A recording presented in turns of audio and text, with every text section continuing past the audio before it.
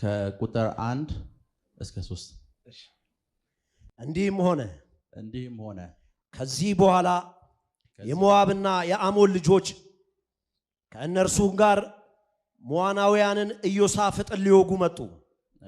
ወረኞችም መጥተው ከባሕሩ ማዶ ከሶርያ ታላቅ ሰራዊት መጥቶብሃል። ከሶርያ ምን መጥቶብሃል? ታላቅ ሰራዊት መጥቶብሃል። እነሆ አይንጋዲ በተባለች በሐሴን ታማር ናቸው ብለው ለኢዮሳፍጥ ነገሩት። ኢዮሳፍጥም ፈራ። እግዚአብሔርን ሊፈልግ ፊቱን አቀና። በይሁዳ ሁሉ ጾም አወጀ። ክብር ለኢየሱስ ይሁን። ቁጥር 3 ድጋሚ ያመብላቸው። ኢዮሳፍጥም ፈራ። እግዚአብሔርንም ሊፈልግ ፊቱን አቀና። በይሁዳ ሁሉ ጾም አወጀ። ክብር ለኢየሱስ ይሁን። ዛሬ ለጥቂት ደቂቃዎች መንፈሳዊ ውጊያን ስለምታሸንፉበት አንድ ጥበብ አስተምራችኋለሁ። ክብር ለኢየሱስ ይሁን። አሁን ያነበብነው የመጽሐፍ ቅዱስ ክፍል ውስጥ ኢዮሳፍጥ የሚባል አንድ ንጉሥ አለ። የጦር ጄኔራሎች መጡና በዚህኛው አቅጣጫ አሉት፣ ይሄን ያክል መሳሪያ ተዘጋጅቶልሃል፣ ይሄን ያክል ወታደር ተዘጋጅቶልሃል፣ ከተማህም አንተም መውደምህ ነው ብለው ሪፖርት ነገሩት። እና ሪፖርቱ ደግሞ የወሬ አይደለም፣ እርግጠኛ የሆነ ማስረጃ ይዘውን ይመጡለት። እና መጽሐፍ ቅዱስ ምን እንደሚል ልንገራችሁ። ኢዮሳፍጥም ምን አለ? ፈራ። ከዛስ በይሁዳ ምን አወጀ? ጾምና ጸሎት። ብዙ ጊዜ አንዳንድ ሰዎች የጾም ጸሎት ህይወታቸውን ካየው የጾም ጸሎት ህይወታቸው ትክክል አይደለም። ብዙ ሰዎችን የሚያጸልያቸውና የሚያጾማቸው እግዚአብሔር ሳይሆን ፍርሃት ነው።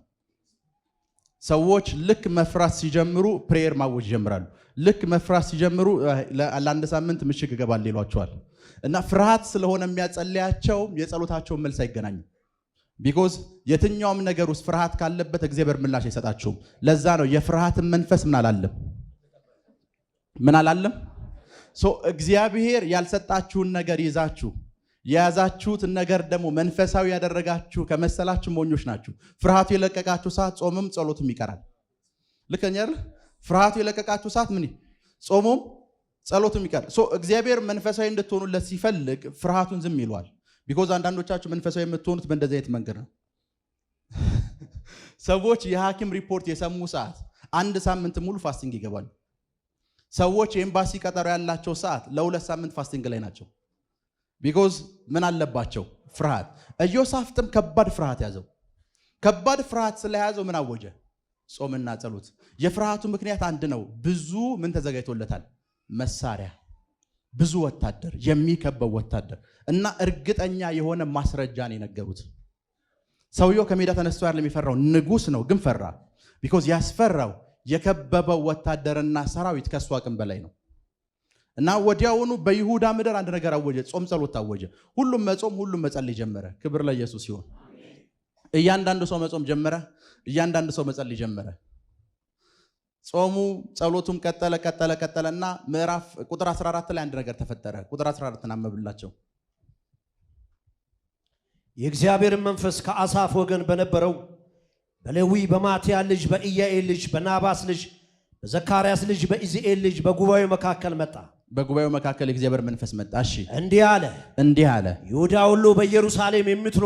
ይሁዳ ሁሉ በኢየሩሳሌም የምትኖሩ ሁሉ እናንተም ንጉሥ ኢዮሳፍጥም ስሙ። እግዚአብሔር እንዲህ ይላችኋል። ሰልፉ የእግዚአብሔር ነው እንጂ የእናንተ አይደለም። ከዚህ ታላቅ ወገን የተነሳ አትፍሩ፣ አትደንግጡ። ክብር ለኢየሱስ ይሁን። ይሁን። መንፈሳዊ ውጊያ ውስጥ አንድ ነገር እንዲገባችሁ ፈልጋለሁ። መንፈሳዊ ውጊያ ውስጥ ብዙ ጊዜ ለምን እንደማታሸንፉ ልንገራችሁ። ውጊያውን የራሳችሁ አድርጋችሁ ትወስዱታላችሁ። ራሳችሁ ፋይት ለማድረግ ትሞክራላችሁ። ራሳችሁ ለማሸነፍ ትሞክራላችሁ። ያላችሁን አቅም ያላችሁን ነገር በሙሉ ትሞክሩታላችሁ። ከዛ በላይ ጾም ጸሎታችሁ የሚያድናችሁ ይመስላችኋል። እና የፍርሃቱና የመንፈሳዊ ውጊያው መሳሪያ አድርጋችሁ የምትጠቀሙት ምናችሁን ነው? ጾም ጸሎታችሁን ነው። የመጀመሪያው የትኛው መንፈሳዊ ውጊያ ከመጀመሩ በፊት እናንተ ውስጥ እንደሚጀምር ልንገራችሁ። እርግጠኛ የሆኑ የምታምኑባቸው ማስረጃዎች ይቀርቡላችኋል። የከበቡት ሰዎች ምን ያክል መሳሪያ እንዳላቸው ማስረጃ ያቀርቡለታል። ከማስረጃዎቹ በኋላ መጀመሪያ አንተን የሚይዝ ፍርሃት ነው። ፍርሃት በደንብ ስሙ። ፍርሃት መንፈሳዊ ዓለም ላይ ምን ማለት እንደሆነ ልንገራችሁ። እዚህ ቤት ሰርግ አለ። እዚህ ቤት የሚገባ ሰው በሙሉ ኢንቪቴሽን ካርድ መያዝ አለበት። ኢንቪቴሽን ካርድ ያላዘ ሰው እዚህ ሰርግ ውስጥ ምን ማለት አይችልም መግባት። ፍርሃት ለእያንዳንዱ ዴመን የኢንቪቴሽን ካርድ ነው። ፍርሃት አንተ ህይወት ላይ አለ ማለት ሁሉም ዴመኖች ይመጣሉ። ቢኮዝ ኢንቪቴሽን ካርድ ወደ እነሱ እያላከ ነው። በሽታ ይመጣል፣ የደህንነት መንፈስ ይመጣል፣ ሁሉም መናፍስቶች ይመጣሉ። ቢኮዝ ለነሱ ፍርሃት ኢንቪቴሽን ካርድ ነው።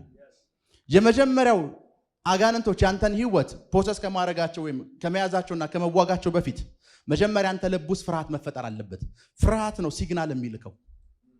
ፍርሃት ሲግናል ይልካል። ከዛ ያንን ፍርሃት ተጠቅመው እያንዳንዱ ዴመኖች ይመጣሉ፣ እያንዳንዱ አጋንንቶች ይመጣሉ። የት ነበሩ ብለህ የማታስባቸው አጋንንቶች መሰብሰብ ይጀምራሉ።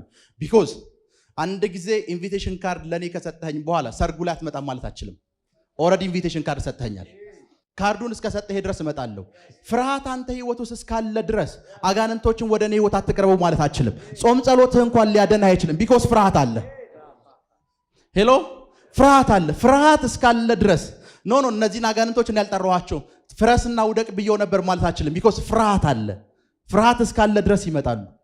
ያንተ ፍርሃት ለነሱ ምንድን ነው? ለዛ ነው መላእክቶች እዚህ ምድር ላይ ሲመጡ እግዚአብሔርም እዚህ ምድር ላይ ሲመጣ ሰዎችን ሲያገኝ መጀመሪያ የሚናገረው ቃል ምንድነው ታውቃላችሁ? አትፍራ ነው የሚለው። ልከኛል። ምን አትበል?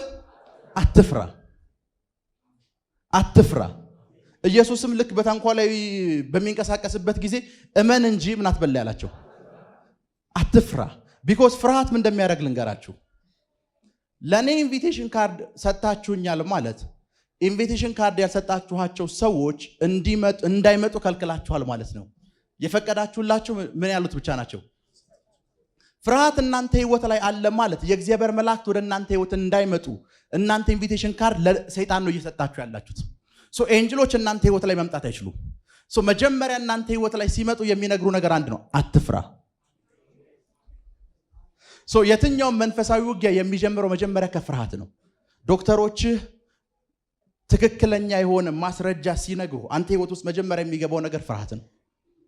ሄሎ ከዛ ያ ፍርሃት ምን እንደሚፈጥር ልንገርህ። መንፈሳዊ ያደረገህ ይመስልሃል? ሄሎ ምድር ላይ ከሁሉም አጋንንቶች በአእምሮ በሳል የሆኑ ሁለት አጋንንቶች አሉ። አንደኛው ፍርሃት ነው፣ ሁለተኛው የድህነት መንፈስ ነው። ሁለቱም ሲመጡ መንፈሳዊ ነው የሚያደርጉ። ሄሎ ዓለም ላይ አንድ ጥናት ተሰራና የተሰራው ጥናት ዓለም ላይ ያሉ 10 ደሃ ሀገሮች ተመዘገቡ። 10ሩም ደሃ ሀገሮች ሲመዘገቡ 10ሩም 99% እና ከ95% በላይ ሃይማኖተኛ ናቸው። የመጀመሪያው ሀገር ፓኪስታን ነች። 99% አገሩ በሙሉ ምንድነው? ሃይማኖተኛ ነው። ሪሊጂን ባለበት ስፍራ ላይ ድህነት በኃይል ይሰራል። በጥቅስ ዲፌንድ ታደርገዋል። አገራችን በሰማይ ነው የሚል ጥቅስ ምን ታደርገዋል? ዲፌንድ ታደርገዋል። እግዚአብሔር ምድር ላንተ እንደሰጣት ትረሳለህ። ስማርት ነው። አንተ እዚህ ጋር ባለጸጋኔ ምናምን እያልክ ፓስተሩ ወጥቶ አንድ ጥቅስ ጠቅሶ ያንን 10 ዓመት የገነባኸውን ነገር በአንድ ጥቅስ ያፈርሰዋል። ሄሎ እየሰማችኝ ነው? ሶ ፍርሃትም ልክ እንደዛው ነው። ደሞመንት አንተን የያዘ ሰዓት ከዚህ በፊት እኮ አልጸልይም ነበር አሁን ጾም ጸሎት ይዣለሁ ማለት ትጀምራለህ። ሄሎ ከዚህ በፊት የፋስቲንግ ላይፍ አልነበረኝ አሁን ላይፍ ተስተካክሏል። ጧት ፋስቲንግ ነው፣ ማታ ፋስቲንግ ነው፣ ጧት ጸሎት ነው፣ ማታ ጸሎት ነው ትላለህ። መንፈሳዊ የሆንክ ይመስልሃል። መንፈሳዊ ግን አይደለም። ቢኮዝ እዛው ፕሬየርህ ውስጥ ፍርሃት አለ። እያጸለየ ያለው ምንድነው? ፍርሃት ነው። ደን አንድ ነብይ መጣ ምዕራፍ 14 ላይ እንደዚህ ያላቸው፣ እናንተ በዚህ ውጊያ ፈርታችኋል አላቸው። በዚህ ውጊያ እንድትፈሩ ያደረጋችሁ ነገር አንድ ነው። ውጊያውን ራሳችሁ ለመቅጠም ነው የተነሳችሁ። እግዚአብሔር ግን እንደዚህ ይላል አለ፣ ውጊያው የኔ ነው። ውጊያው ማን ነው?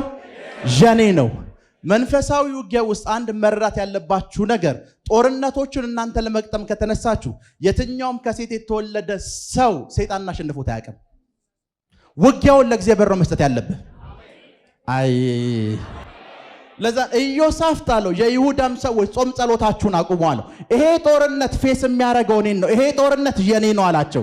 ከናንተ አቅም በላይ ነው፣ ከናንተ ችሎታ በላይ ነው፣ ከናንተ አእምሮ በላይ ነው። ይሄ ጦርነት ግን የማን ነው? የእግዚአብሔር ነው። ይሄንን ጦርነት ለኔ ስጡኝ አለ እግዚአብሔር። ለማን ስጡት? ለኔ ስጡት። ህይወታችሁ ላይ ያሉ ጦርነቶችን እናንተ ለመቅጠም እንዳትነሱ ለሱ ስጡት። ዶክተሮች የህክምና ሪዛልት ሲነግሯችሁ እግዚአብሔር ይሄንን ሪዛልት አየው፣ ይሄንን አንተ ነህ ቻሌንጅ ማድረግ ያለብህ በሉት። ሄሎ ለምንድን ነው የማታሸንፉት? ቢኮዝ ጦርነቶቹን እናንተ ራሳችሁ ለመቅጠም ስለምትነሱ ነው።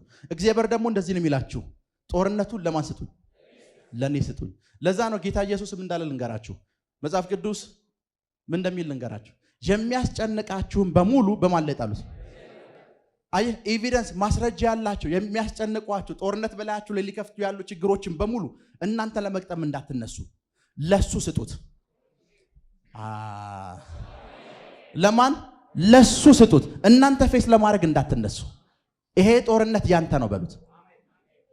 ሄሎ ይሄ ጦርነት ለዛ ነው ዳዊትን አይታችሁታል። ጎልያድን ሲገጥመው እያንዳንዱ እስራኤላዊ ሰውነቱን ያህል ጎልያድን ማሸነፍ አይችልም። ዳዊት ጎልያድን አየውና በእግዚአብሔር ስም መጣብሃለሁ አለው። በማን ስም? በእግዚአብሔር ስም መጣብሃለሁ። እኔ እንደማላሸንፍ አውቃለሁ። ጦርነቱን ለሱ ሰጥቼዋለሁ። ጦርነቱን ለማን? ለሱ ሰጥቼዋለሁ። ከዛ ሁሉም ሰይፍ ያ ሲባል አይ ጠጠር በቂ ነው አለ።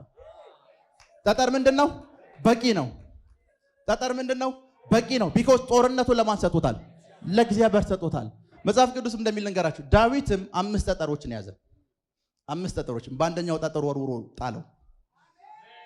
ከ5 ኦፊሶች አንደኛውን ተጠቅሞ ጣለው። ሄሎ ጦርነቱን ሁሉ ጊዜ ህይወታችሁ ላይ ጦርነት ሲከፈት እናንተ አቁሙ። እናንተ ፋይት ለማድረግ የምትነሱ ከሆነ የጦርነቱን እድሜ ታራዝሙታላችሁ። ለዛ ነው ኢዮሳፍጥ